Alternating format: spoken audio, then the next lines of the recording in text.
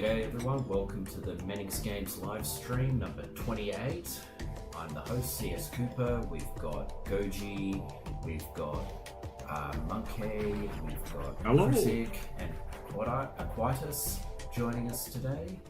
And Hello. I'm just listening in to make sure that welcome to the Menix Games live stream number 28. The audio is not choppy. CS Cooper, which is very nice. Goji, we've got...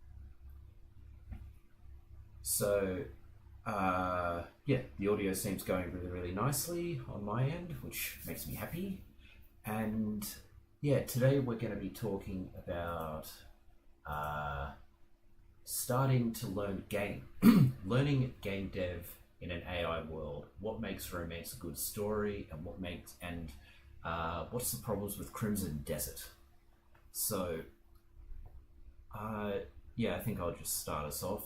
Because AI has been a bit of a useful tool for some parts of my game dev, mainly just bouncing ideas off how to structure and design certain things, what the pros and cons are.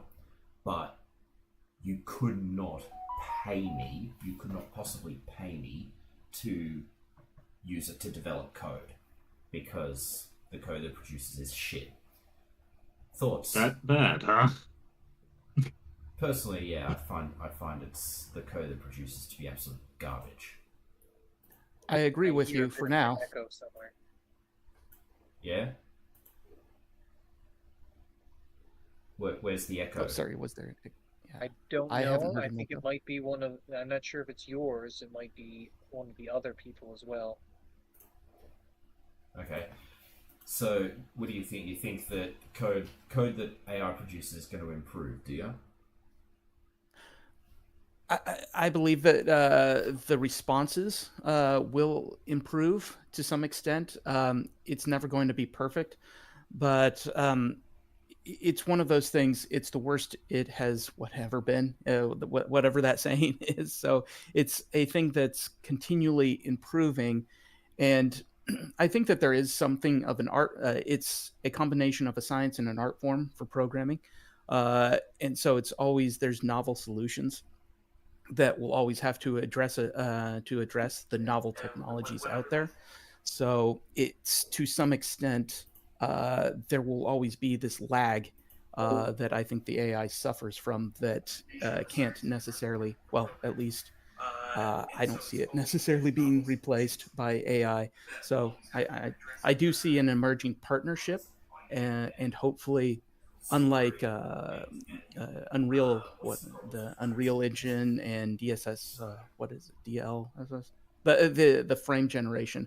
I'm hoping that game developers do not rely solely on these technologies, but essentially use them as tools to perhaps suggest paths that they can go down, but that they need to continually optimize for these things. So the way as I see it is that it can be a way to speed up the process. Like instead of writing an entire page of code, you can tell an AI to make the code for you, and then you take that the code and you rework it into something that's actually manageable. Mm-hmm. Yeah, Definitely. It's great for accelerating boilerplate. Right. Yeah, and I'm seeing that right now with using VS Code and C# and essentially generating using the Gemini Code Assist plugin to generate C# code for Godot. So it it definitely for example, I think it was with game libraries. No. It was actually recommending a signal bus system that was a global signal bus. Now that was a thing that was used in Godot, I think years ago with prior versions, and it made sense at that time. But I believe with the changes in modern Godot, it no longer makes sense to have a signal bus system. You can still have a signal bus as an auto load, as a global, but it no longer is the optimal. It's no longer the preferred way, but the code still recommends it or will still start you out on that path. And if you don't know that those changes have been made within the most modern engine of Godot, then you're likely to lean in that solution. So again, that's where that lag kind of plays in to it, and it's up to the developers, the human developers, to realize that technology, both software and hardware, is always improving, and to be versed in that, so they can, when they can see this boilerplate, they can see the issues with the boilerplate. So Or Yeah. better still, tell the AI, don't use this pattern, use Mhm. preferred alternative. Hmm. So that too. yeah, with a signal bus, I've never used one for my games. Maybe there might have been I can actually think. I could probably think of a couple of situations where it might have been beneficial for me to use it, especially in the development of going viral. But well, one, I hadn't thought of it, but also, yeah, the way I designed it, I designed a lot of stuff. I tried to keep things modular as much as I could, but there were definitely points where so I could see there would be points where a signal bus would be useful. So it's probably good, like the AI pointing you in that direction. But for me, what I like, so I just had to create a submission form for a newsletter, a quarterly newsletter that I edit and set up for writers. And the problem, and we were having lots of problems with people would, like, because I'd get email submissions, and the problem is I'd get email submissions when I'm out or something like that, and and people would end up missing out. I'd lose submissions, or I wouldn't be able to find them, or something like that, and people would miss out. So I created this form to do it, and Jotform basically has an AI assistant that allows you to do that. You just type in what you want it to do, and it will set it up for you. Mind you, right? And it was pretty quick. It worked really, really well, right? It was really, really nice. But here's what the problem I had with it, right? I asked it to configure the Google form, the Google Drive upload of files in a certain way. And it said, okay, yes, I have configured it to do that. And it didn't, because it's actually not possible to do that in the system. But instead of telling me, oh, sorry, it's not possible to do that, it lied to me and said it had done that. And it's something, it's the same kind of problem I've had. I probably told this story to you guys before. I tried to run Ollama, a large language model, on my computer, and I said, please load, and I wanted it to translate things into one of my invented languages. And so I said, here's the file for the invented language grammar, here's the file for the invented language vocabulary, please translate this sentence. And it says, okay, I've loaded the file, here's your sentence translated, and it was made up gobbledygook. And I said, where did you get these words? What are you talking about? It says, oh, I got this word on page 1 of your vocabulary list. So, but that's not on my vocabulary list. Did you actually load the file? And it took about 5 minutes for it to finally admit that it never loaded the damn file because it's not allowed to. But it didn't tell me that. It said, I've loaded your file. So AI will still lie to you and say that it's done something when it hasn't. Yes, I've definitely run into that recently as well. Again, with this whole experiment in VS Code. So I was trying to get it to update this particular main CS file, and it kept saying, I can't remember the exact terminology, but essentially that, oh, I have now updated the main CS file. It ended up creating a new file because I had to go back and prompt it. Did you actually read the original one?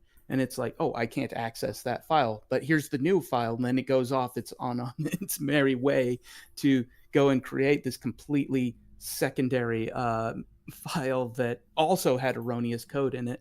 So yes, there are still problems with that. I found that the major problem with a lot of AIs is they're very much sycophants.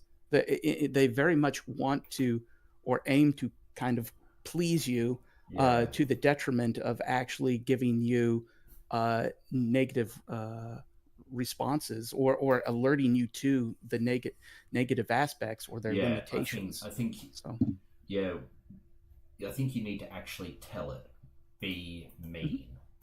Now, having said that, like using it to bounce ideas off for code structuring, like I've used it to work out what would be the best way to construct a narrative orchestration system for the next game that I'm working on.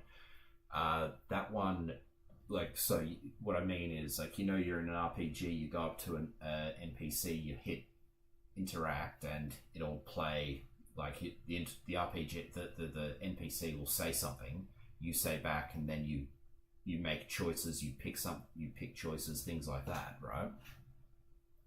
I've built a system that does that, and I was using ChatGPT to work out, like, what's the best way to structure it, what's the best way to, and probably even just naming conventions, and that's actually really helpful. But yeah, I noticed that same thing. It's very sycophantic, and the problem is, especially if you're a young kid and you're learning code, one of the things you have to learn is how to interpret errors, and like compile time errors, especially if you're learning C++, which is what I was learning when I was a kid. And the compile time errors are very, very confusing. Now, on one hand, an AI system can be very helpful in that, because it can say, here's what this actually means. Here's what it's like. It's saying missing identifier before something, right? At the start of a line, right? And I remember thinking when I was a kid, there's nothing before that. It's the start of a line. What I didn't understand was it ignores white space and new lines and goes to the previous line, right? I didn't understand that. An AI assistant could explain that, but at the same time, it could be really, really sycophantic and not want to hurt the kid's feelings and just agree with it and say, yes, compilers are stupid, aren't they? So it's yeah. If the subject is learning to code with AI, the simple answer is don't. Just absolutely do not. Yeah.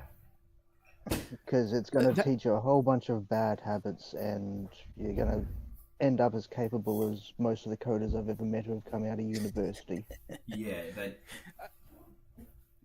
I like that. But yeah, I do like that, Goji, as a simple response, but I think as a more nuanced response, it should be, yes, go ahead, but be sure, like, line by line, break it down, fully understand what the AI is suggesting, and try to learn why the AI is suggesting that. And then I think that's where you really start to learn the ins and outs of not only the engine, but the language and the thought processes. You start to by actually having a sample of something that you're interested in or potentially interested in, it motivates you to, or it would motivate some to actually go out there and dive deeper. But yes, for a final, for something that's serious that needs to go out to actual clients, I would definitely avoid it. Yeah. No. But any sort of learning situation, you need it to be able to go through step by step and explain not just what to do, but why that choice was made. Yeah, and the other thing, and this is actually also a criticism of universities as well, is that elegance is not taught. Elegance in coding is not taught. Instead, there's a lot of effort to there's a lot of the times new developers coming out of university, they try to brute force things. So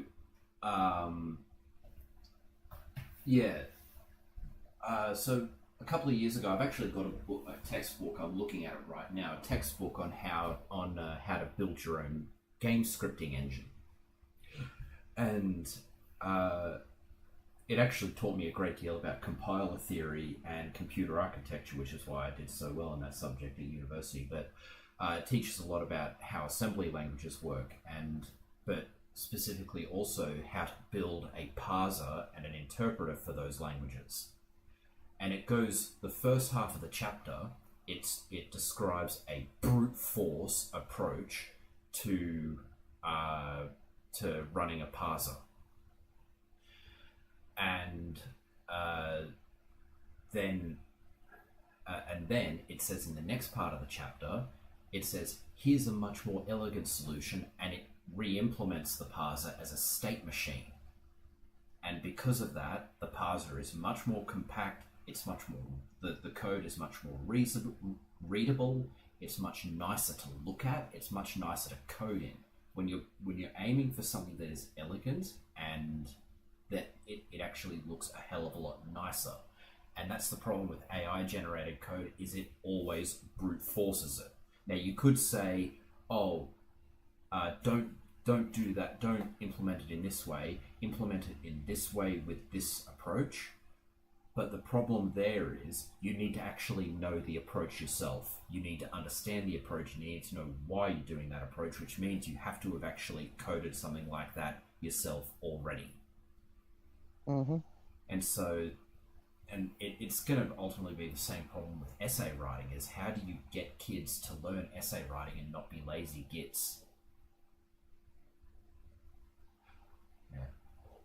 Well, it's not just kids in general. I think to some extent, human nature is there's a practicality to being lazy. There's an energy conservation to being lazy. So if we can be lazy, generally people will be lazy.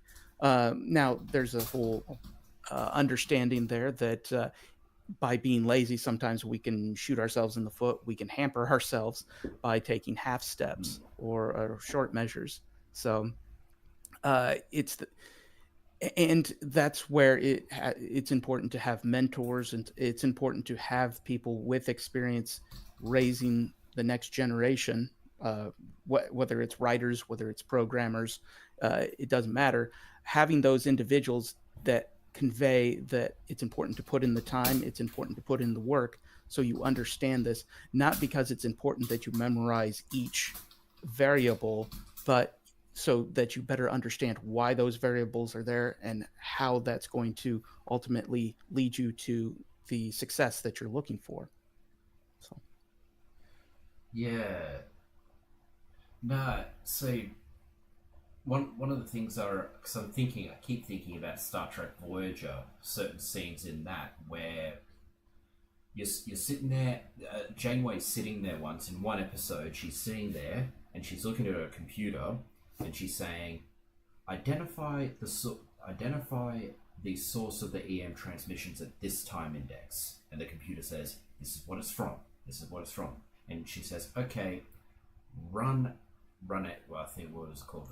Run a cross-kinetic analysis on all the signals at this point. And then it's analyzing. And then she sits back and watch. So the computer is not doing things for her, right? She is still operating. She still knows what is actually being done, right? Mm-hmm. And the problem with the way AI is treated, especially if they say, oh, write me up some code that will do this, a lot of the time you're not actually sure what you're trying to get it to do. At least a lot of the people who haven't coded before, they have a vague idea of what they want to see. And the problem is I keep going back to my own experiences learning how to code, and I think I would be a very shit coder right now if I'd grown up in the era of AI, because growing up at a time when learning how to code was unheard of for a young kid, right? In a country where being a young coder was unheard of for a young kid, it forced me to learn and understand things that I really doubt young kids are going to be able to understand now, when they can just ask ChatGPT to do it for them, and they don't have to understand how the code works until the code just completely falls apart because they've interfaced all of these different components that don't work the way they think it does. And before AI, there was copy pasting from Stack Exchange. Yes. There was always ways to sort of get the result, not understand how it worked, and come away knowing nothing other than, well, it sort of works and now it doesn't work and now I don't know what to do. And they Yeah, don't have the fundamental skills to work out what they need to do next. exactly. That's going to become a serious problem when there's lack of fundamental skills, lack of fundamental understanding. And but the thing is, I don't think it's hopeless, because for people who are genuinely passionate about learning AI, learning game dev, and learning how to program, they are going to learn. They're going to see very quickly, okay, AI's not the best. I need to rely on myself, and AI will eventually become just another tool to make things move a bit quicker. Like you could say, you could upload a code segment and say, I'm getting this error in this code segment. Please explain what's going on, and then it will be able to tell pretty quickly. It could translate error messages into human readable, or at least not human readable, but more something that makes sense more colloquially, and then they'll be able to fix their problems. So it will be a tool. It will find its use, but I don't think it's going to be the AI collapse everyone thinks it's going to be. No. It's just like with the invention of the telephone or the steam engine, Yeah. fire. It wasn't the end of humanity. It was just a readjustment of humanity, how humanity operates, how humanity perceives itself within the world. So I think the people who copy and paste, those individuals who tend to take the lazy way out, they're going to be most disadvantaged. They're going to be the ones who end up potentially without jobs, without. Uh, Now, that's not to say that purely talented people will not be impacted, and there will be a pain period at some point. But it's going to force individuals to be creative, kind of sink or swim, pass or fail. So it's there is going to be some pain, definitely. But people who are able to take these tools, whether we're talking about fire all the way up to AI, those who can take it and bend it to their will, make it useful, they're going to succeed on a level that others can only dream of. Yeah, because the people who want it bad enough will always find a way. And I'm reminded of Bart Simpson trying to learn guitar. It's like, well, I tried and I wasn't immediately good at it, so I gave up. There's going to be a lot more of those people. My main concern actually is not AI so much, but maybe the confluence of increasing hardware prices, in addition with the lack of this mentorship and training people up, offering a mindset and an understanding of the technologies. So my concern is not so much training people up right now with AI, but how do we get young programmers, young individuals fresh out of any sort of institution, whether it's university or some sort of like entry level school? How do you get them if they can't afford computers, much less or food, much less computers? Yeah. How do we actually even bring them up to that point to where they even respect that a hammer is a hammer instead of just using a rock? The thing is, computers that you can learn coding on don't need to be that powerful, right? Exactly. You can, yeah. And the thing is, you don't need to. Pretty much all software development tools these days are free. I mean, I learnt on a compiler called DJGPP, which was the same compiler used to make Quake and the original Commander Keen games. And it's basically a Windows port of GCC, the Linux compiler. And that's free. It was a pain in the ass, a massive learning curve. Frustrating learning curve. But once I figured it out, and this is me trying to learn it when I was like 10 years old. Right, trying to learn that stuff when I was 10 years old.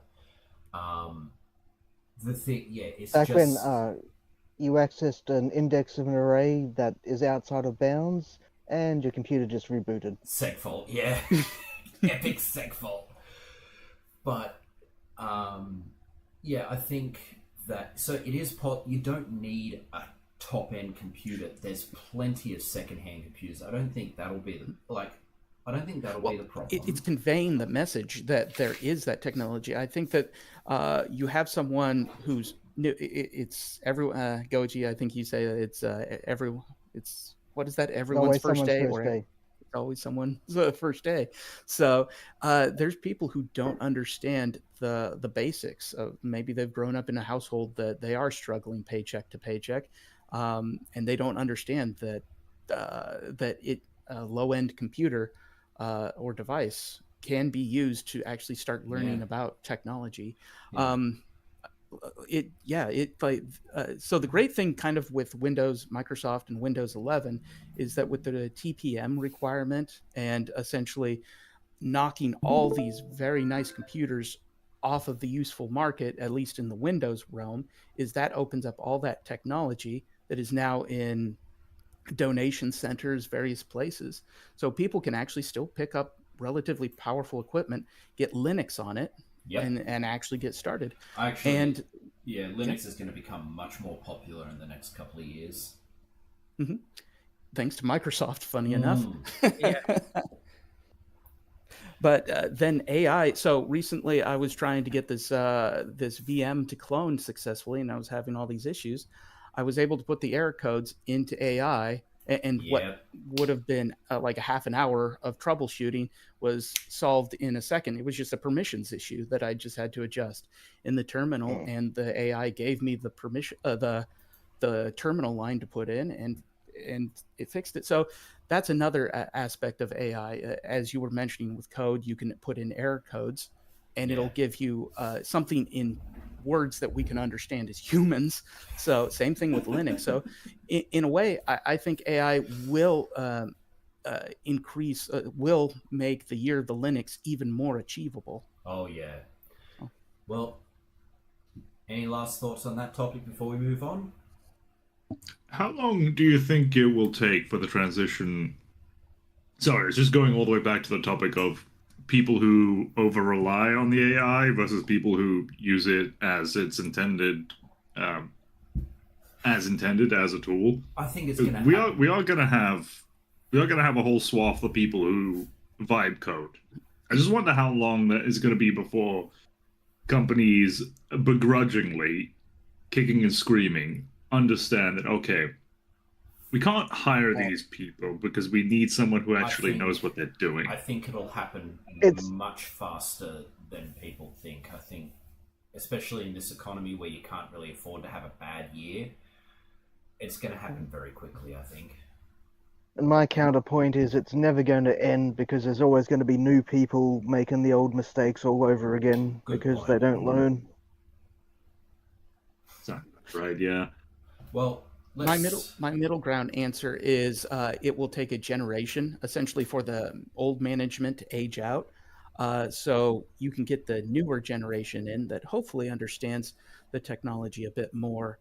And yes, there's always going to be some learning curve, but to embrace systemic changes, yeah, there is also going to be fiscal quarters that some companies just can't bear, and that's going to force change as well. So okay, well, let's move on to the next one. I think, Aquitus has got the new version of Going Viral, so I think we'll put that up, and we can watch him play Going Viral while we talk about what is the next topic. Romance in games, wasn't it? What makes a good romance story? Now, we're a bunch of autistic spurging guys talking about romance. Yeah, this is gonna go down very I'll have you know, we have this down to a science. Thank you very much. A science. Well, the thing is, like, I basically wrote a romance story for my first novel, Final Flight of the Runagher, and how was that? How was the pacing of that? It was actually it was decent. More importantly, how was the build up to the actual payoff? Well, what do you mean by payoff? Do you mean naughty scenes, or do you mean they fall in love? I mean love's first kiss, Mr. Cooper. Oh no, I was actually partly inspired by a movie called Blue Lagoon. Have you seen that? I've heard of Blue Lagoon. I think. Yeah. Hang on. Blue Lagoon. Yeah, so Blue Lagoon, it's yeah, I won't tell it, but basically there's a scene in that where the boy, so it's a boy and a girl stranded on a desert island, and they grow up together and fall in love.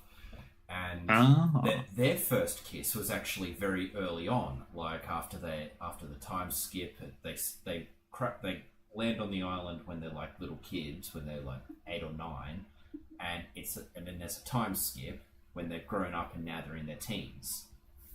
Mm-hmm. And oh god, that Quietus, I know what you're talking about with the mini map. All the cells are out of place. Anyway, and the boy, Richard is his name, he goes diving for pearls, and he finds a bunch, and then he gives the girl Emily, I think Emily was her name, or Emma, gives her the pearls as a Christmas present. I'm just going to mute the stream volume.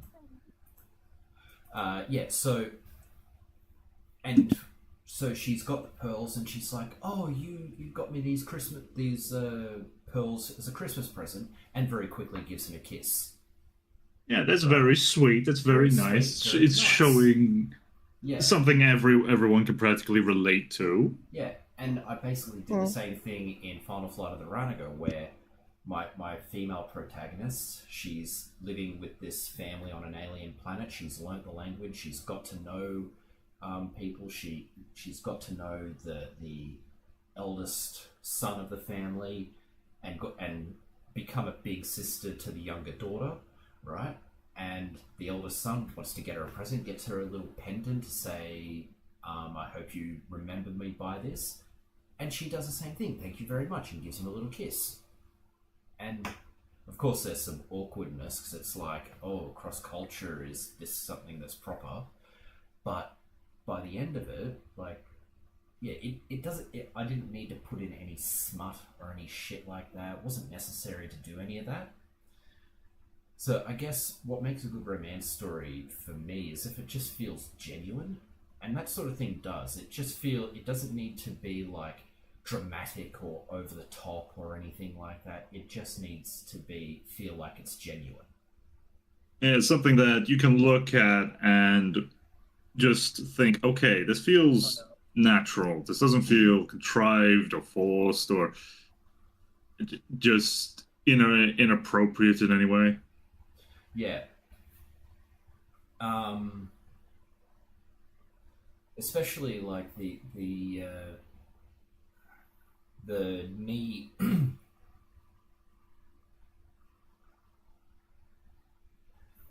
Yeah, he hasn't figured it out yet. I'm just distracted by the game right now. I'll just make that smaller. Yeah, I might make it smaller. Well, no, I'm just not going to look. I'm just going to keep focused on what I was talking about. Yeah, like, and that's the problem. I mean, I don't want to bag out my dad with this story, right? Because my dad's an absolute legend, right? But the problem, like, he sometimes, because he's trying to be supportive in my writing pursuits and everything, and he used to come and help me out at selling at conventions and things like that, and he was able to, but he will sometimes send me articles written by people saying, "This is how I made $1 million selling books on Amazon," right? And he'll read the first couple of paragraphs, and he means well. We're really appreciated for that. But then I will read the whole article, and it turns out it's written by a woman, and the way she made all those millions of dollars is by writing a porn story. Yes, the raunchy sex books that sell very well at female readership for, well, we know the reason. I think that would have actually. I'll try not to reference other people's streams too much, but what was it? Arch Warhammer at one point on a stream brought in a rarity, as it turns out, a male writer in the smut genre, and it was the whole like stream was just detailing the differences between those two and how they write, with the female smut usually being more 50 Shades of Grey, and surprisingly the male smut being a lot more romantic. Surprisingly, I don't think that's Yeah. it is surprising. Wasn't Yeah. expecting that. I was expecting like, oh, chicks clapping. Oh, of course. No. I've seen Pornhub. I know how this goes. Like, no, they're building a relationship. This chick's got problems. The dude's trying to fix the problems, and then it's a slow burn up. Like, what the hell is this? Well, This is quality writing. I wasn't expecting this. And how do I put this? The characters, they don't feel like toys, if that makes sense. yeah. They don't feel like toys the writer put in. Now I know in literature, every character is a literary tool that is used to. Sorry, 1 minute. Yeah, every character is a literary tool that's used to convey some sort of point the author is trying to make. I understand.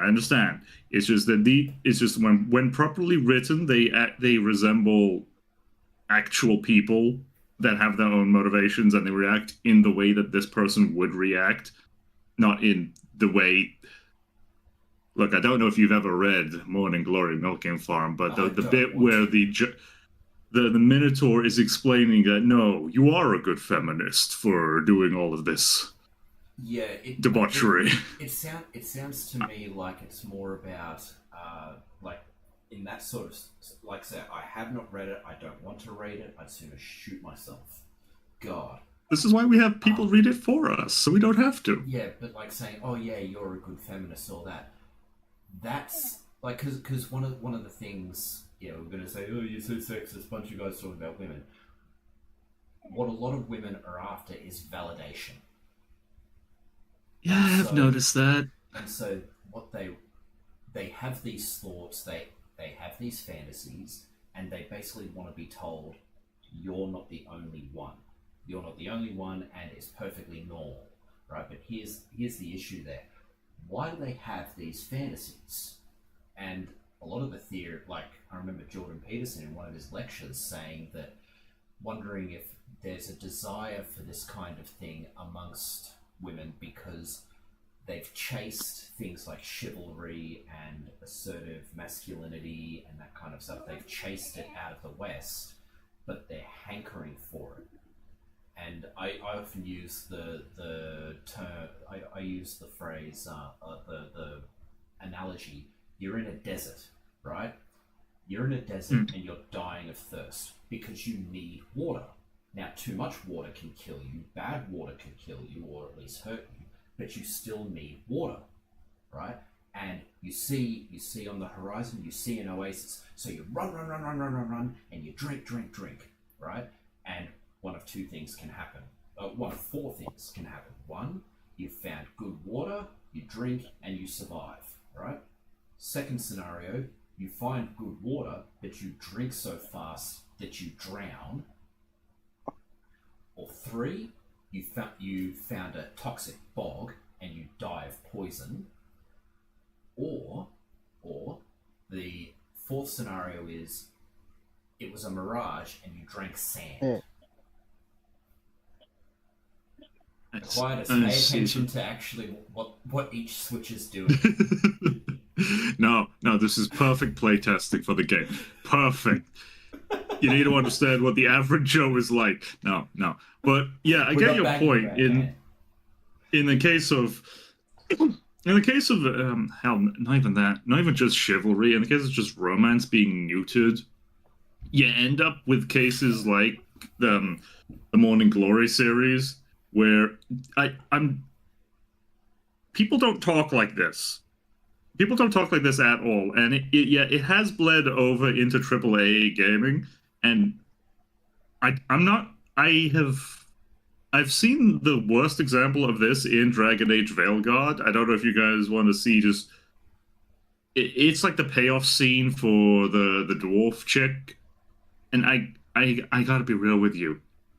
The second she just says like, I'm going to kiss you now, I got the ick.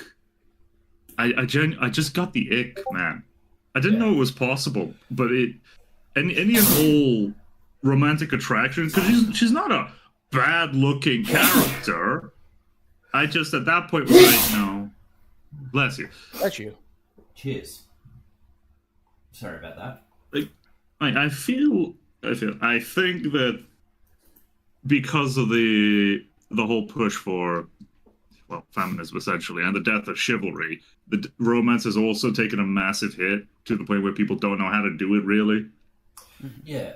Well, except it's Unless you're guys. somebody who hasn't bought into it, then you remember how. Yeah. Well, Man. I think commonly that term is referred to as like millennial writing, but I think it's more a symptom of people who have, like, if you feed an AI bad or slop, essentially, it's going to generate more slop. If you feed women who are developing their sensibilities in their youth slop ideas and principles and ways of interaction, I think that they're eventually, if that's all they've ever been exposed to, they're going to regurgitate that. Sorry, Yeah, man. that does make sense. No, I get you. A map issue here. Quite a Well, slow same as- down. A bloke who's only ever watched porn is going to have a dysfunctional idea of how relationships work. Mhm. Yeah. What And was had a that movie? thought Taxi regarding- Driver? Yeah, surprisingly accurate in terms of how that would Go go. down. Go down. The original or the remake? Following the arrow. No, just go The down. original. I saw a few clips of it, and I could feel the embarrassment leaking through the screen. I genuinely was like feeling my spine try to leave my body. It was not. It was cringe, and that was his Yeah. point, and I hate it. I had a thought Great when movie. you said I just can't rewatch it. when you said people don't talk like this. I thought of action movies where people don't act like this. To some degree, it might be a fantasy, and so not every fantasy is for everyone. But if it's succeeding out there, it's a fantasy for someone. And so the short answer is romance is going to be a subjective thing. There are going to be different people with different ideas of what they do or don't want. But the discussion could be, why do people gravitate to this sort of thing, that sort of thing? Is there a right or wrong kind of romance? And given that the answer to that is obviously, well, yes, there are wrong kinds, but generally it's going to be subjective. So does it just fall into Yes. the category of, well, write the stuff that you like, and there'll probably be an audience for that, and unless you're trying to just exploit the masses, then do what is true to what you believe in. Now, to that, I gotta say, and this is me just like regurgitating stuff that the author of Trailer Park Elf said. Like him and his business partner, they're big in the adult literature scene, so they got a pretty good idea of it. And from what they said, it's very much sex specific, and as in it's very sexist in regards to what you can and can't write. Like in the case of, if you're a woman, you can get away with a lot more gratuity, a lot more effectively rapey stuff without getting cancelled by people. But if you're a man, you can't really go there because there's not really the implication of consent because it's a man writing it. So you do what a lot of them do and use a female pen name. Yeah. Basically, that's what happens. Like, my running theory on why the romance is specifically in Veilguard is the way it is because it had to pass through the woke filter. Like, this is all that's left. This is all that can be allowed through from like original romance. After the sensitivity coaches have all pissed on it. Yeah. Because in this scene, you've got her constantly affirming that she's giving consent throughout the entire thing, and I'm like, okay, that's great, but it just feels kind of. Isn't there an app for that? Just affirm that, yes, I press this button, I consent. Now can we get on with the ugly bumper. No, you have to consent the entire time. Otherwise, you're a bad man. Can't All do right, that. because consent can be withdrawn at any point, including 20 years later. Yeah. True. But yeah, I- you were saying, Chris. Well, so what?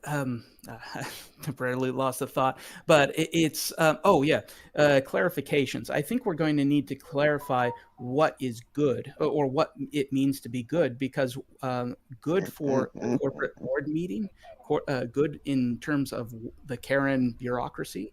What's good for that is not necessarily good for an actual like living, breathing, thinking human. So, or And that is a fair point. so because I think in the way a lot of businesses and corporations are structured, it does not allow for the normal avenues of romance. So, and when we're bereft of that, when we're not allowed the normal, natural avenues of romance, we have to then resort to this very forced, very cliched, plastic, disgusting version of it that we see in Veilguard. So, and for them, that's Plastic good. Plastic is a very good description of it. Now that you mention it, it does feel a lot like it. Like I can see the outline of what it should be, but none of the details, the texture of the scene is just not right. I don't know how else to put it. Yeah. It's like, what was it? That was this TikTok trend going around a year or two ago. I forgot when. But it was essentially the husband just taking the wife and putting the wife on the kitchen counter and seeing what happens. And practically all of the women were like really into that. Like, so you mean physically picking up and Yeah, placing? you pick up your Sheila and you plop your Sheila down on the kitchen cabinet, and whatever happens after that happens. And practically all the women were like, "Oh, this is new. This is fun." See, I've never been on TikTok. You could not pay me to go on there, but I remember seeing Instagram videos where the woman says, "I'm gonna let my husband tie me up and do whatever he wants. Tie me up, blindfold me, and do whatever he wants to me." Right? It's a dangerous And- game. Victoria's Yeah, gonna have now- a couple extra hours in it. The woman will, she'll be really excited. Ooh, this is so exciting, right? The guy will tie her up and then blindfold her, and then he will just And grab then go his play keys. PlayStation. No. He'll grab his keys, grab his golf clubs, and then run off. Oh god. Now that's the joke. Is like the guy really, really just wants to get away from his wife. Now that's not me. I do not want that. But because just in case my wife is listening in the other room, Says the newly married guy. just in case my wife is listening in the other room. Anyway, we're not newly married. We've been married for nearly a year. Anyway, Yeah. but the funny thing is it just still keeps leading me back to what we were talking about before, is that like women have chased out strong assertive masculinity out of the West. A out of vocal the culture. minority of women. Yeah, That is true, but And- nagging does have a lot of power. I know, but the point is that they've chased it out of the West, but they don't realize that they need it. It's like, it's kind of, and the problem is, right, the whole thing has been like, I could develop melanoma, so I'm ripping off my skin, right? Because of the possibility you could have a bad man get rid of all masculinity, and it's actually causing serious problems because now you're getting infected by psychological pathologies that are really damaging for women, like wanting to get raped by a minotaur or something like that. It wasn't raped, I'll have you know. She was consenting the whole time. Oh yeah, whatever. Or even just Or wear your 50 hair in a Shades of man Grey. bun and walk around showing your ankles. Okay, I still remember the justification for it. The reason it's fine to read about it is because it's a fantasy and the woman can at any point just hit the pause button and stop. And I'm like, okay, that's still cope. I'm sorry, that's still cope. Well, also, so before we go in even deeper, giggity, should we separate out like what's smut versus what's romance? Because I think oftentimes Yeah. there's this misconception that smut has to be involved with romance, or that romance No, leads certainly to not. smut. So No. No, Well, no, certainly not.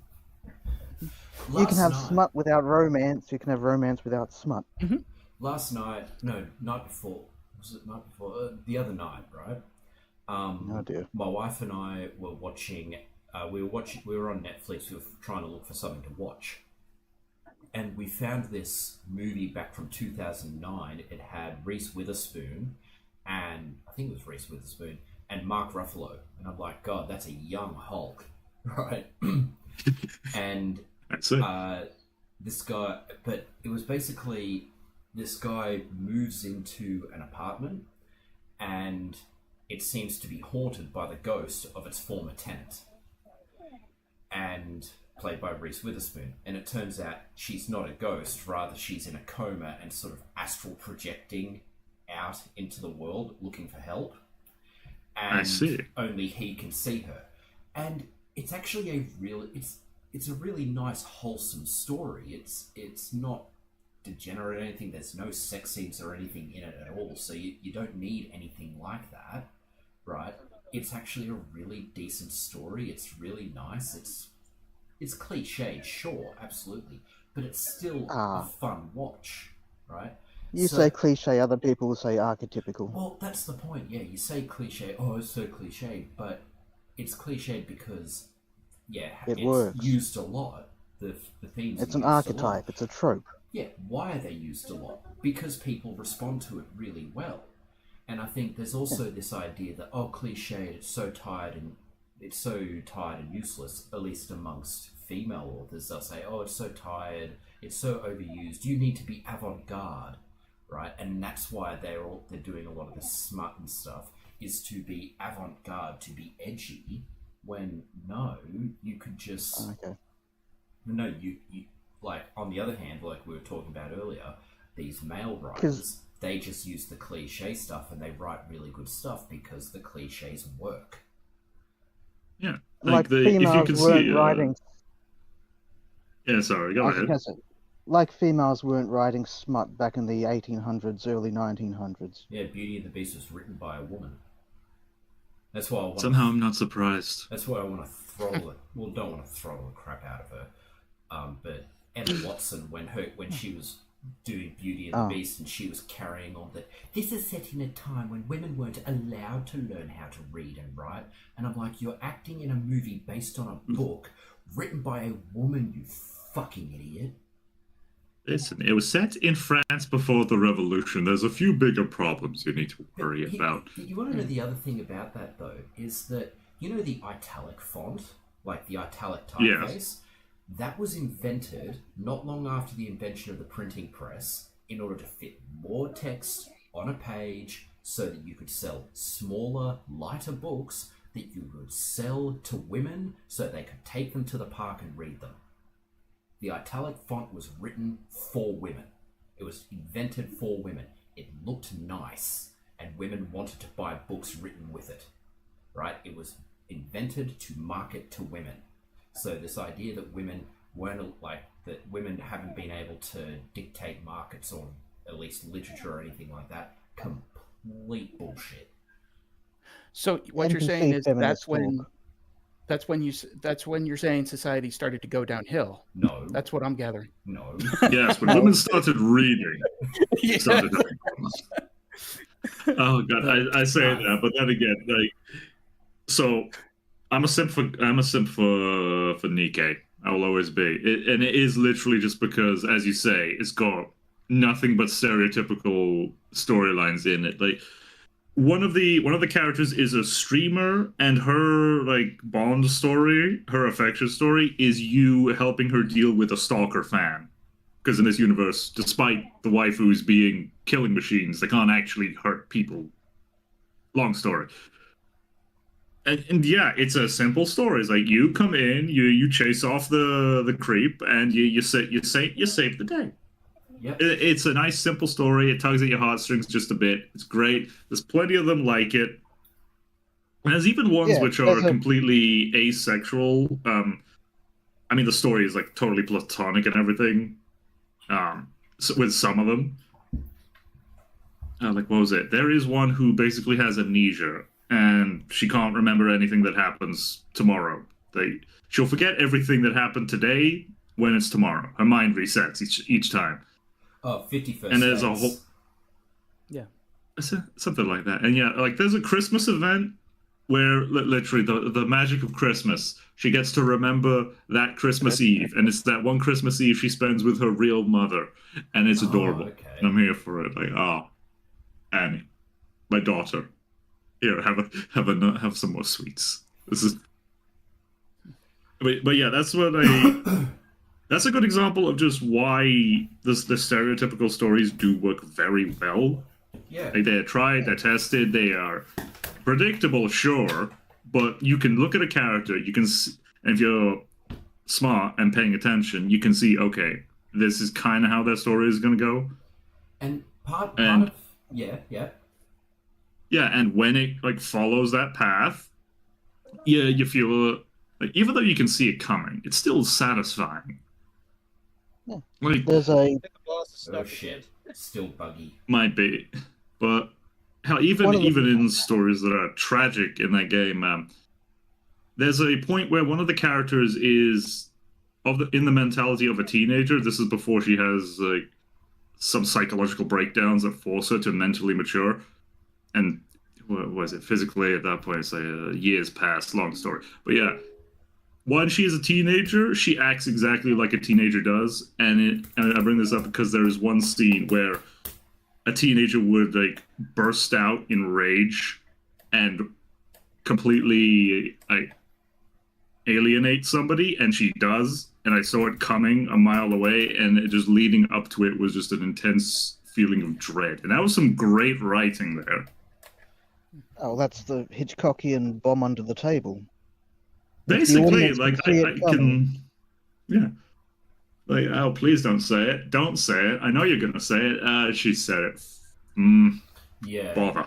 The but the other thing as well is like we were talking before about this obsessive need to be avant-garde, right? That might also be an issue. So you've got male writers who like you get the male feminist writers or the sufficiently liberal male writers who get into the industry, and their writing tends to be just as shit as these other ones, right? But you get Because these other it does guys- get handicapped a lot by the ideology. yeah, it gets handicapped. It gets handicapped a lot. Don't worry about that, Aquitus. It's fine. Okay.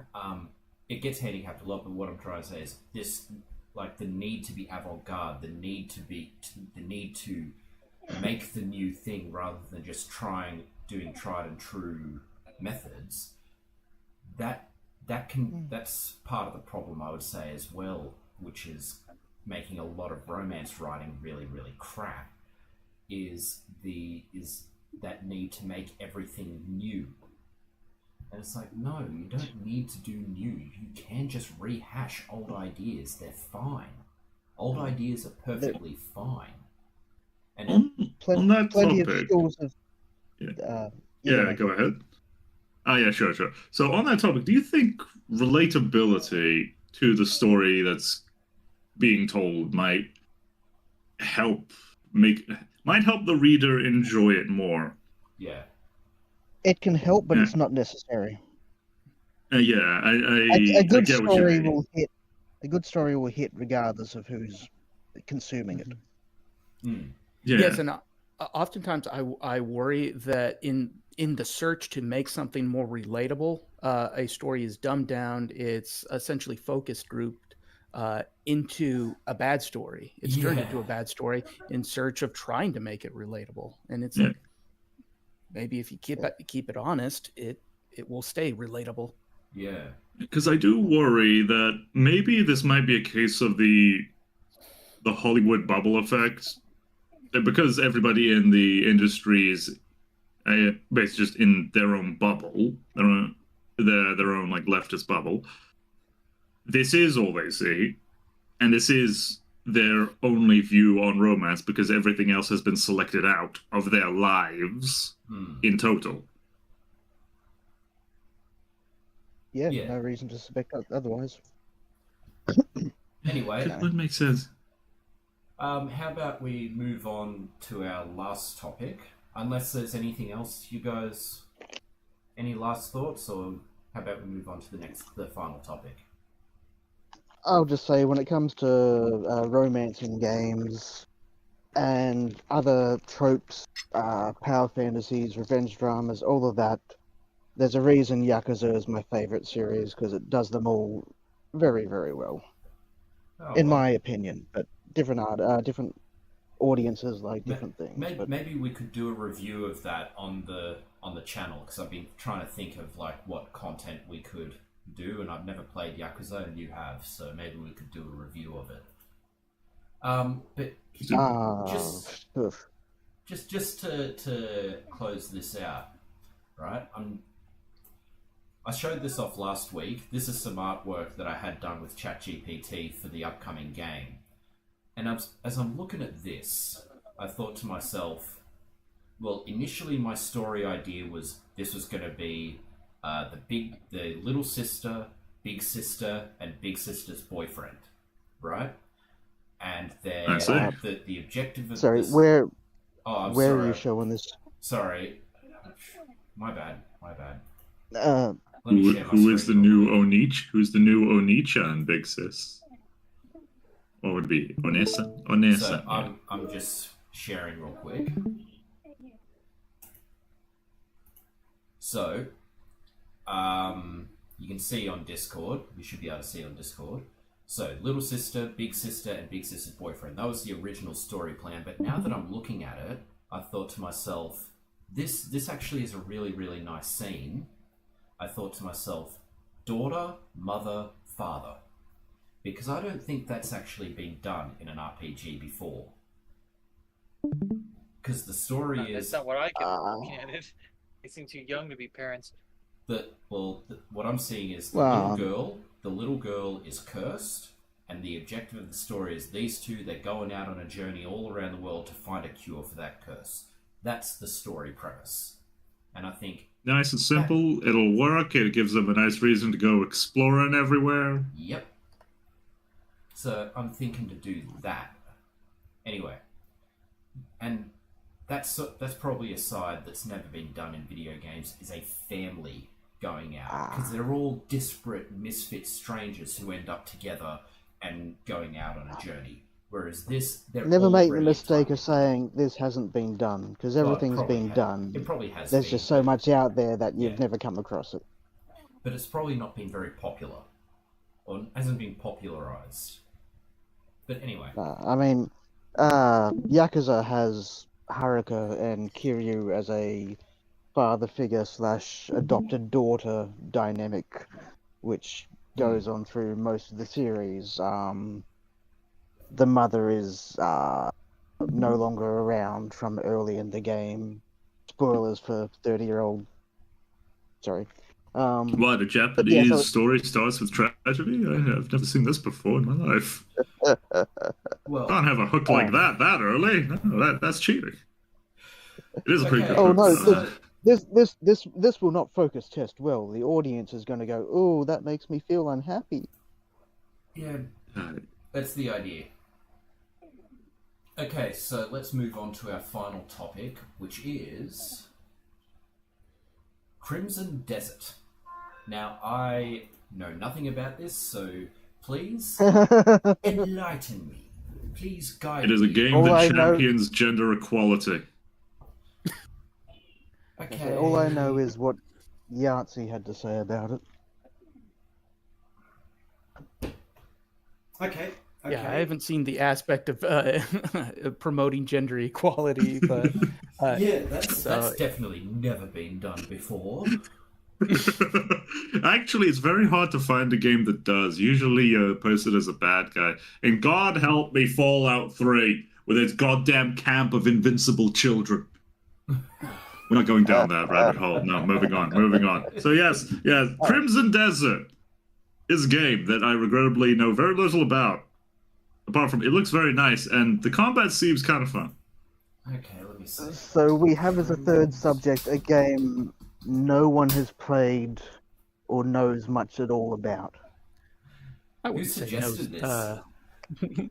I might have suggested it because I was curious if other people had played it, and it's funny that the people who I talk to that are but they're slightly interested. They played The Witcher before, and it's like, I'm interested in this, but why are there dragons and mechs involved in this? Why is there a Legend of Zelda Sky City or Sky Ruins above this floating continent? So it's one of those games that's very hard to pin down, and I don't think necessarily that any of us need to have necessarily played it.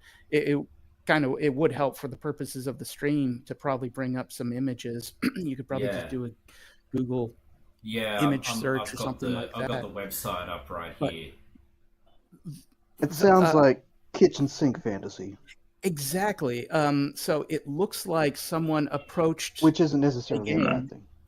It's not a bad thing, but the problem is if you got no cohesive design. So I'm actually interested in Crimson Desert just from a design aspect, just from what actually binds this together, and I'm not seeing anything that binds this together. I've watched Let's Plays while I'm doing other stuff, and it just there will be you're this epic hero that somehow was reincarnated by the sky ravens or something, the weird people in the sky, for some purpose to walk their path, and then you're helping some guy clean out his chimney.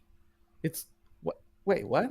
The strangeness of the design of deciding to lump in normal side quests as if they should be primary quests, the structure of the UI, it's all very confusing, and it makes me wonder not only why this was made, but how. Like how is the structure of the company? And that's something Some people with a lot of money had a lot of people who all said it would be cool if we also had this thing from this game that I like, and there was no one swinging an axe and saying yes, no, yes, no, yes, but no, but. Yeah, it's definitely, it does have a little bit of that aspect of that toxic positivity, that aspect of people are contributing ideas and nobody's there saying no.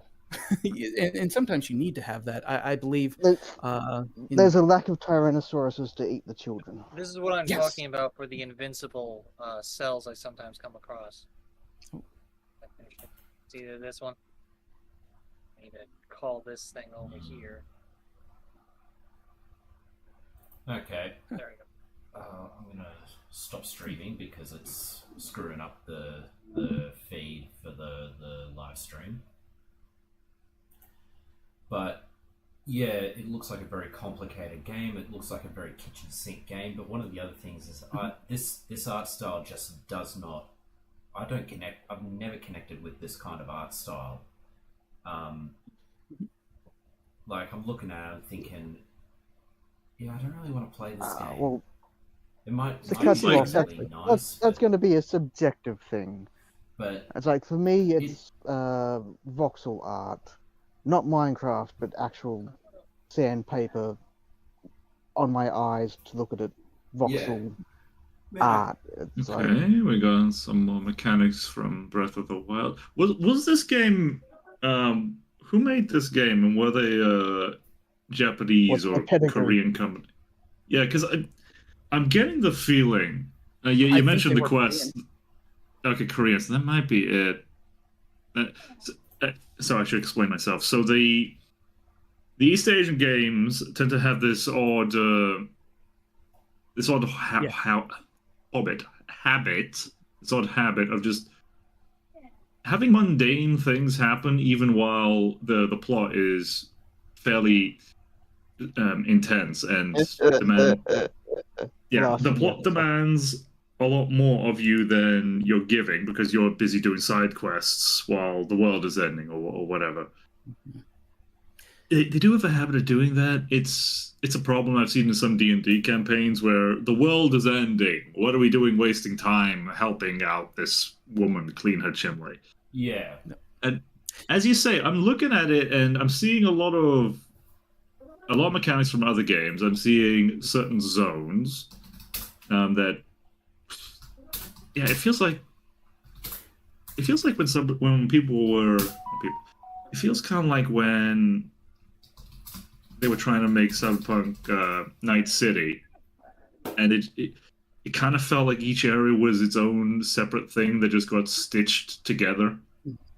Like I like this whole look of these ancient, odd-looking temples that have these robots that still work somehow. Like, okay, cool, that's pretty nice. And we could have That's what I like mean by the, this. arrow being out of the map. I can't figure out where it is. There it is. Like I can get behind that. It's a game I'll definitely need to check out.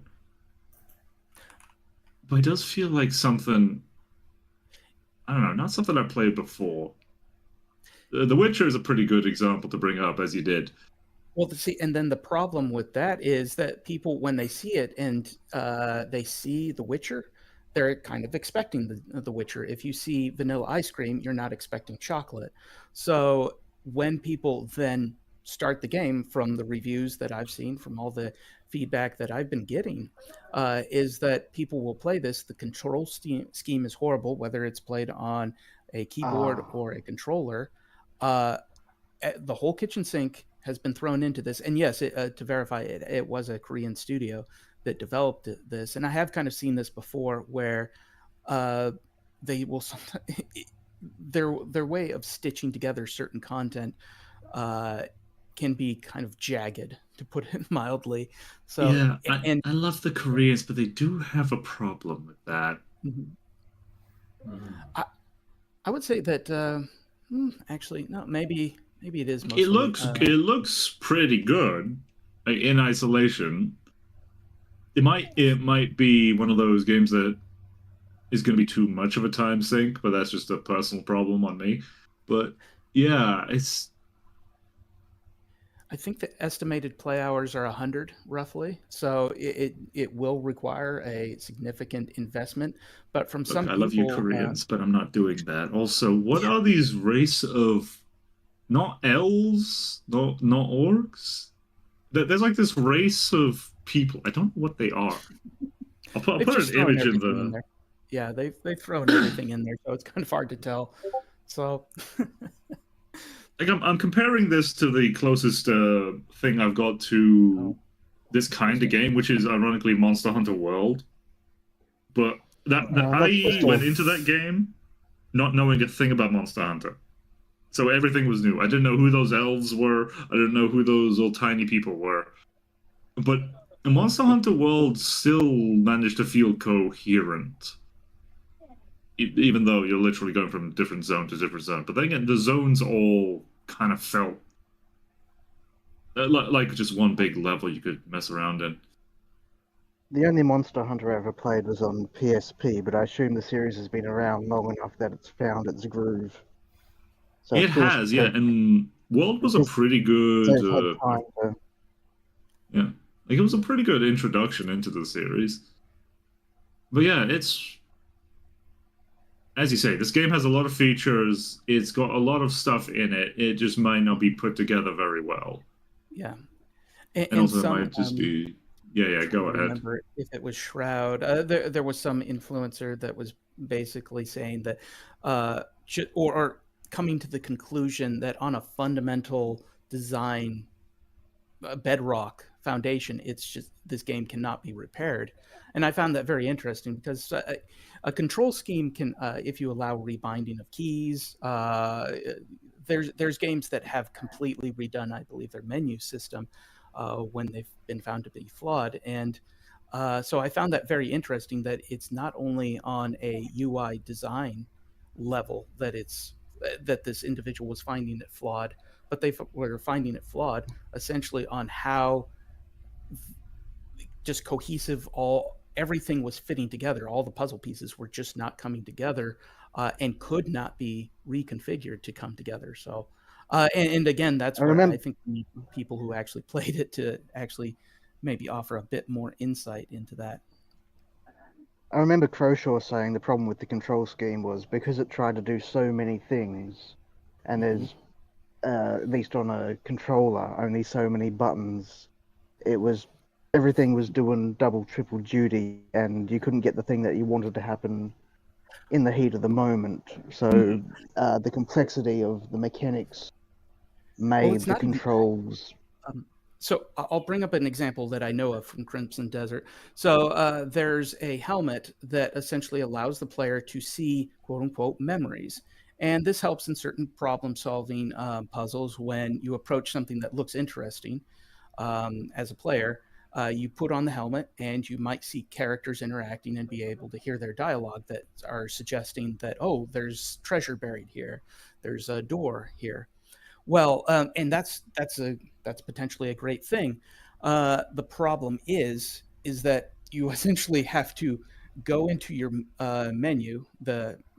So you're playing out, you're just riding out in the middle of a field, and suddenly you see this thing. You have to stop, open your menu, search for the helmet, equip the helmet like into a hot bar, or or to a sub menu, and then go into that sub menu and then re-equip that helmet, and then there'll be like a little animation of the character putting on the helmet, and the helmet doesn't offer any sort of protective aspects, and see. so you have to constantly put it on and take it off. And In that's very isolation, that's a very nice concept, a very nice idea.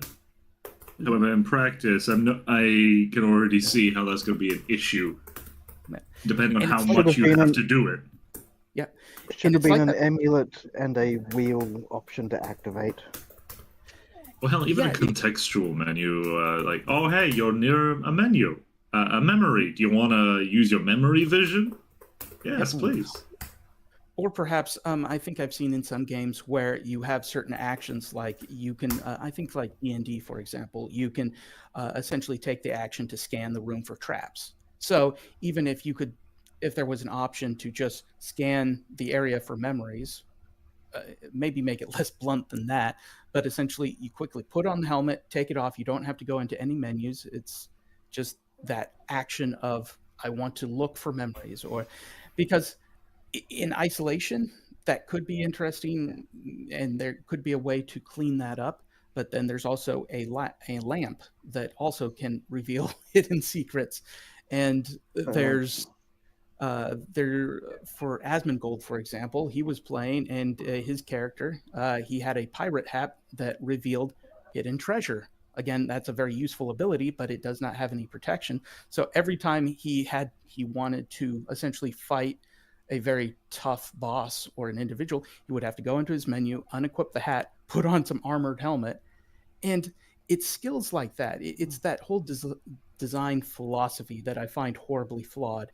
Is that maybe Yeah, offering an ability like I'd that be like, on gear that you have to equip? like Assassin's Creed has the eagle vision, or what they call it. You know, push the left thumbstick down, click it, and then okay, there's maybe 4 different things in the game, 4 different things that can be highlit, and it starts off with just the one. And as you unlock the other ones, then when you use that same thing, now they also show up in the same scan. So you can just keep rolling into this existing thing and leveling up that thing to highlight new stuff as you go, instead of making it sound funky as this sounds. But Yeah. it's always someone's Yeah, first day. Yeah, it's always someone's first day, but at the same So time, they're making early mistakes because they don't have anyone there to crack a whip and say, "No, great idea, but." well, this had enough eyes on it, and I've certainly seen enough interest in the game that this is something that should have come out in either early design documents and testing, or even maybe during a beta test, or like essentially I see we're going viral right now, and I could see the game on screen. I could see where all the UI is, everything that's being done. And that's where there's time yet to reconfigure things. There's no reason that Crimson Desert should have been released in such a state with this much jank. So now, I guess the argument could be it was released in this state because maybe they ran out of development budget, or some committee forced it essentially out the door. They were locked into a release schedule, and we can always patch it in post. Maybe. Like, I'm just watching somebody's whole playthrough of it, and there is a lot of stuff. There's a die system. There's merchants who have their own current. They have their own money, so they can't say too much. There is a lot of really good stuff and mechanics in this game, but yeah, as you say, it just has not been done very well. Like, hell, the what was it? The dying says, yeah, you can't just change the color of your armor, like a primary and tertiary, secondary and tertiary color palettes. There is a lot here, and it's a lot of good systems in isolation. Mm-hmm. It's just they have not been put together very well. Yeah. Like, I love that when you go to a merchant, they have this cute little animation, and then they show you their stall, and the thing you want to buy just appears. That's cute. I like it. I just... It feels like everything... it's very possible that some of this stuff will be... I think the UI and some of the handling of the content can be fixed, so that jankiness can be removed. So, and after that point, if hopefully the developer intends to do that, to continue take feedback and release updates, that I don't know. So I don't believe the game. It's certainly not a Veilguard. It's certainly not a Concord. No, it's got potential, certainly. Yeah. It could be a No Man's Sky where 7 to 10 years later they fixed half the problems people had at launch. Yeah, I'm not allowed to play that game anymore. Can't lose that much time again. Oh, for Christ's sake. Oh, there's a discussion about games that waste your time. I like games that fill time but not waste it. I don't want to talk about the ending. I liked the gameplay loop of No Man's Sky. I just didn't like having to get to the ending. That just annoyed me. I'm resistant going into more comments because we're talking about Crimson Desert, but that definitely... Like, I'm noticing a few things. What is this? Okay, the magic fast travel thing that kind of looks like you're going through an orange brick road in the Matrix with, like, digi trees. I'm assuming that's something related to some artifact of the before kingdom, like the one that came before the player was here. Yeah, so essentially, from my understanding, limited though it may be, essentially the Sky Kingdom, the Sky Ruins, that is considered the Void. Right. And there's something of a high technology there. Now, how that high technology interfaces with the below kingdoms, the kingdom on the ground, that whole story, I've not been through the game. I've not looked into the detail there. So it definitely feels, again, like they tried to mix. It does almost feel like it's going to have one of those shockers that, oh, you're not actually playing this medieval or this knight that is out for revenge or to reconstitute the Greymanes, that they're a faction in the game. But no, you're actually a player in a game, and you're actually in a digital world. So that travel screen that you mentioned and some of the other elements in that game really makes it feel, it gives it almost that No Man's Sky. As you start to unwrap the world, you realize, oh, you're in a simulation. So I am wondering if that's one of the gimmicks. Because that would make sense. So that would be a nice twist. A little unsatisfactory for me, but that's just because personal tastes. But yeah, like some of the doors just, how do I put this? They don't open; they just kind of disassemble into blocks and let you walk through them. I'm assuming that was just a save on having a door animation, which is fair. But yeah, I mean, God knows, it would be an interesting concept to have an above kingdom which has all the high tech stuff, and a below kingdom which sees it all as magic, Mhm. where anything and everything that comes from the high kingdom is just treated like it's. Oh, I don't bloody know. What's a holy artifact from Jesus Christ? All right, the nails that nailed Jesus to the cross. They're treated like that. Every artifact that comes from the high kingdom. Well, I think you could have several worlds, like essentially Warhammer 40K deals with that. It's essentially you have very advanced technology in a very gothic, grim, dark future. Yeah. So where you could literally have floating cities above a feudal landscape. So again, it's how is the story stitched together? How are the elements? How does that all come together? And I'm not seeing it in Crimson Desert. Not enough to interest me to play it. At least I'm not going to Yeah. put in 100 hours. I know what you to mean. unlock It's that. definitely something that. Look, in my youth, yeah, sure, 100 hours. Don't look at my Warframe playtime. I could do it, but yeah, these days, hell, even the Witcher 3, I did have to play it in chunks just because of real life obligations. I can't no life games anymore, but yeah, it had a pretty decent playtime. Mhm. It felt like, okay, this is going to be like a month of. Oh wait, you even have little idle animations on docks. You can sit down. It's adorable. Yeah. Sorry.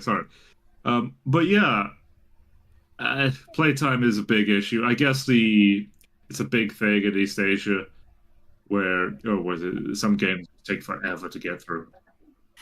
And I do appreciate. So there's a value sale here of people have limited resources, so you may have a lot of time in your youth. Oh, You yeah. tend to have sometimes a lot of time if there's a summer break or something like that. So being able to say, "Hey, this game will offer you an unparalleled amount of value for your money," that can be very attractive. Now, if it's all slop and garbage, well, in your youth, you're more able to eat and keep down that slop and garbage.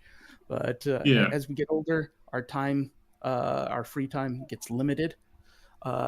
Then there is more of the craving for something like Resident Evil Requiem, where you have a nice 9 to 11 hours of playtime with a tight story, compelling characters, all that stuff.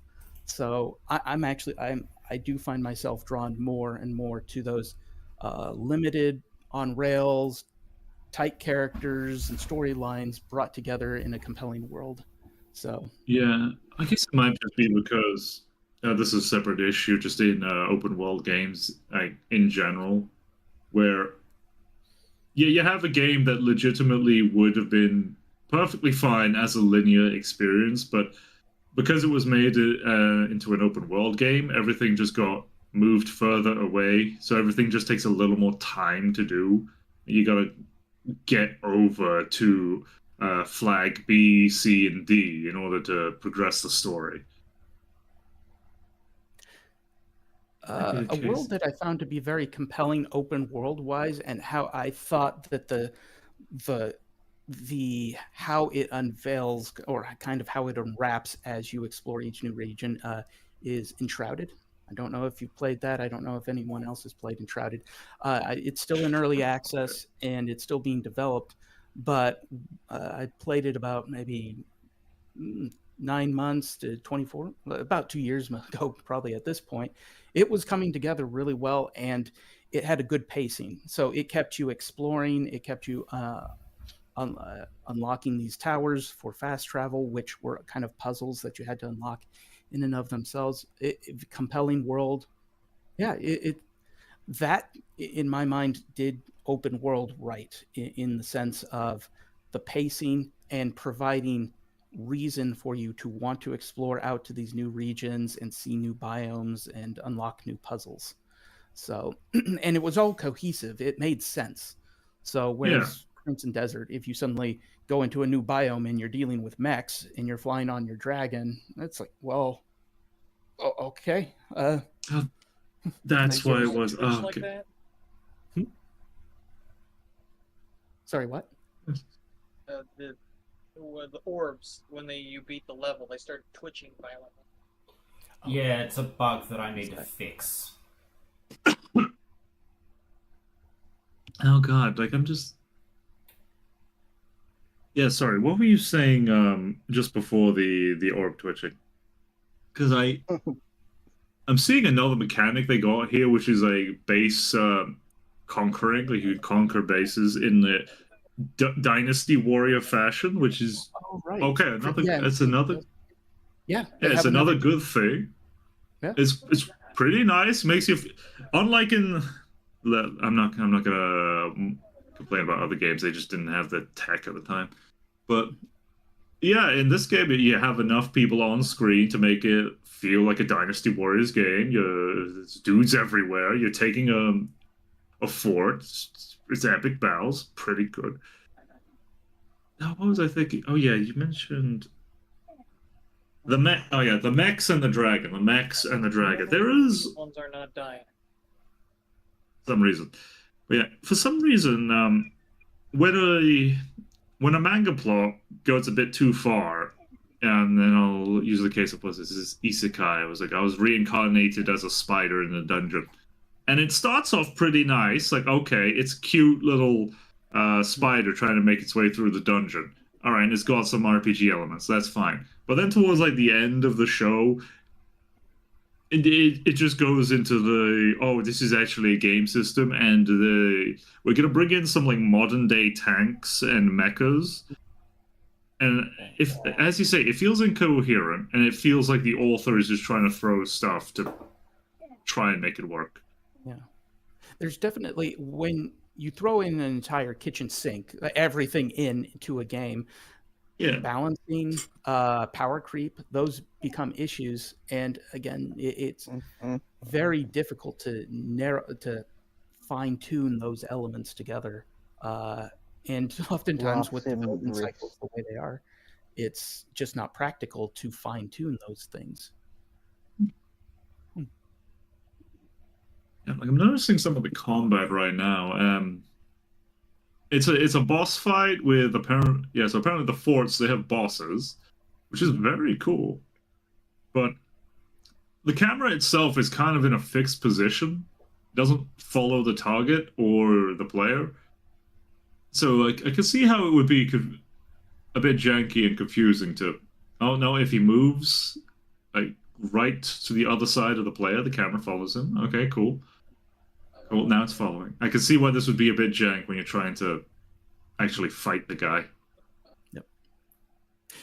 Now imagine, so there's powers that the character, I'm trying to remember it here. I can't remember the name of the main character. Darn, that's going to annoy me. But anyway, he gets powers as he moves through the void, and these offer new puzzle-solving tools, but they can also be used in fights, which there's essentially something like a force push and a force pull, various aspects. The problem with that, that I've been hearing from other players, is that to activate those powers, sometimes it's multiple button presses and it's multiple different button presses. So if you're in a fight, you suddenly have to remember all and deploy all these different button presses to do things that are relatively similar, and they should be on the same control scheme, or they should make more of a logical sense. So if you're on a controller and you press maybe the left button controller paddle to block, but then you have a special power to block and do a block punch, you shouldn't then be using like a controls, the joystick, as well as like an A button or an X button to then do that. So because it just doesn't make logical sense. So that's what I've heard is kind of one of the complaints. If block is a trigger and you've got a power which is block plus attack, you've also obviously got an attack button. So it should just be hold the block button, then press the attack button. Yeah, exactly, and that's a lot. I think gamers, to some extent, there's a lot of us. We've had decades in some cases of gaming. We know what feels right. We know what a good control scheme is, and we know what a bad control scheme is. And so to suddenly go into a game that throws in everything at us, and it doesn't feel Oh, natural, it's not established. Well, uh, play, yeah, playing Yakuza on PS2 after playing Grand Theft Auto is Mhm. like, no, this is none of this works. And thankfully they fixed that for the later generations where now playing Yakuza just feels like playing any other sandbox. But yeah, the here's my completely different control scheme because, or in their case, it was weird to us, but it was perfectly normal for the market the game came out in. As Yeah, the can I at least Japanese stand fine? games do have their own control scheme. You do got to get used to a bit. Mhm. It's a little finicky, but otherwise, What do you expect from a people who read backwards and sideways? not much. I'll Gotta be send real them a with you. fax about it. I'll lodge a complaint with a fax. I do like you can whack people with giant poles. That is, but yeah, that'd be my takeaway for this game. There is a lot of cool stuff in here. Mhm. It's just not put together very well. Exactly. I think that's the common consensus. So the nice thing is some of those aspects can be. I hate that it tends to be done after release. I'd rather it be refined before release. But eh, is- in this case, it's like if they manage to pull a No Man's Sky, kind of bring it around, I think people will appreciate that in the end. So And the point I didn't get to make when I was making that comment was it's unlikely to happen because No Man's Sky is almost a unicorn in terms of ongoing support for so long later. Most of these games give it 1 or 2 years and then it's just going to drop off. Mhm. And so there'll be no incentive for them to do it. Maybe, yeah, hopefully, they'll learn better for the next version or the next and title, whatever you want to call it. and to me, No Man's Sky is not a success story. What they essentially what they've done, and again, that's a whole conversation for another day. But the things that they Make notes, implemented Cooper. later, the We things can that they talk about a implement. game we've all actually played. Yeah. Look, the Anyway, pirate ships were great. I appreciate those things. Well, Aquinas has finished the game. I bet there were some frustrating parts, Congratulations. but well done, man. You did it. Yep. Thanks for playing it through. So at one point you bring in a new enemy, but you don't introduce it. Yeah, so the I Cerulean. think that I need one's to a little fix bit of that. a problem. Yeah, I'll fix Um, that. The other thing I'd bring up is that when you introduce plastic, one level later is the boss, and that's a little abrupt. Yeah. So if they maybe have a way to introduce the plastic earlier, and so that way people can have a little more time getting used to it. Yeah. My only other suggestion is to either remove the damage that plastic causes to you when you're carrying it around, or make it so you can carry an infinite amount of plastic and they still damage Okay. you. One of those two changes will make that a lot more reasonable to deal with. Okay. I'll look into that. It is 8:15. We've been going for about an hour and 45 minutes. So, I think we can call it there. I think it's been a really good stream and we talked about a lot of stuff. Well done, guys. And We got through all 3 topics this time, and yeah, and hopefully my audio wasn't shit and didn't turn patchy and get really crap, so I'll be able to upload some stream segments this time. But in the meantime, if you liked it, please like, share, and subscribe, and we will see you next week. Bye-bye.